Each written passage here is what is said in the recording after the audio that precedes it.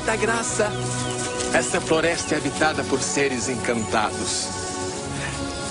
Tanto que os lenhadores batem assim nas árvores para espantar os gênios que protegem as plantas e os animais. Mas os lenhadores cortaram tantas árvores que os gênios não têm mais onde morar. Vocês pensam que eles morreram por causa disso? Que nada! Eles continuam por aí, disfarçados de gente comum, vivendo como gente comum, trabalhando e estudando como gente comum, no mesmo lugar onde era a floresta. O que faz esses seres tão diferentes é que eles continuam a defender o que resta das árvores e das matas. Se você prestar atenção, você pode até perceber na rua uma fada, um mago, um duende ou um príncipe. Você sabia?